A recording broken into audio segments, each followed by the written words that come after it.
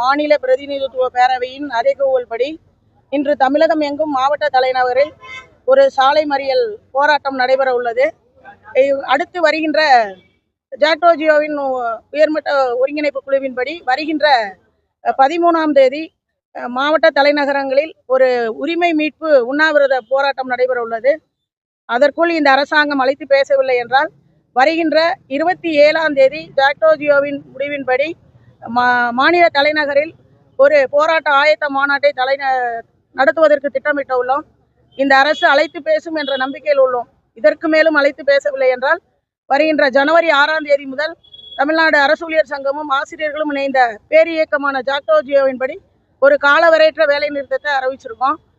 நாங்கள் எங்களோட உரிமைகளை அன்றைக்கு எதிர்க்கட்சி தலைவராக இருந்த நம்முடைய முதல்வர் நாங்கள் போராட்டம் நடத்தும் இடங்களிலெல்லாம் நீங்கள் இந்த அரசாங்கத்திடம் போராட வேண்டாம், நான் வந்தால் உடனடியாக உங்களுடைய நியாயமான கோரிக்கையான பழைய ஓய்வூதிய திட்டத்தை அமுல்படுத்துவேன், சத்துணவு ஊழியர்களுக்கு காலை சிற்றுண்டியை கொடுத்து எல்லோரையும் காலமுறை ஊதியத்தில் கொண்டு வருவேன், காலி பணியிடங்கள் 4.5 லட்சம் காலி பணியிடங்களை பணி நிரப்புவேன், மருத்துவ காப்பீடு திட்டத்தை அரசே ஏற்று நடத்தும், இன்றைக்கு தொகுப்பூதிய மதிப்பூதியத்தில் உள்ள அனைத்து ஊழியர்களையும் காலமுறை ஊதியத்திற்கு கொண்டு வருவோம், 41 மாத பணி நீக்க காலத்தை சாலை பணியாளர்களுக்கு உடனடியாக வழங்கி அவரை பணிபதிவேட்டில் பதிவு செய்வோம் என்று உள்ளிட்ட 10 அம்ச கோரிக்கைகளை வலியுறுத்தி மாண்புமிகு முதல்வர் அன்றைக்கு எதிர்க்கட்சி தலைவராக முதலில் பிரச்சாரத்தை கரூர் மாவட்டம் அரவக்குறிச்சியில் ஆரம்பிக்கும் பொழுது முதல் முன்மொழிவாக அரசு ஊழியர்களின் பழைய ஓய்வூதிய திட்டத்தை அமுல்படுத்துவேன் தான் வாக்குறுதி சொன்னார்.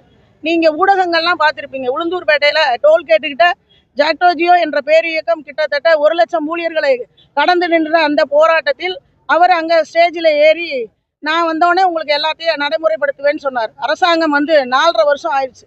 நாங்கள் முதல் 1 வருடம் அரசாங்கத்துக்கு நிதியில் அந்த நிதி நிலைமை சரி பண்ணதுக்கப்புறம் கோரிக்கைகள் நிறைவேற்றுவாங்கன்னு நினைச்சோம். அடுத்து மக்களுக்கு அவர்கள் நிறைய நலத்திட்டங்களை அறிவிச்சிருக்காங்க. அதையும் வரவேற்கிறதை நாங்கள் அரசு ஊழியர்களும் ஆசிரியர்களும் வரவேற்கிறோம். அதே நேரத்தில் அரசு ஊழியர்களிடமிருந்து பிடிக்கப்பட்ட பங்களிப்பு ஓய்வூதிய தொகை 48,000 கோடி, அரசு செலுத்த வேண்டியது 48,000 கோடி. இந்த 48ம் 96,000 கோடிக்கு ஒரு வருஷத்திற்கு 7,000 கோடி LICயில் இருந்து வட்டியாக பெறுகிறார்கள்.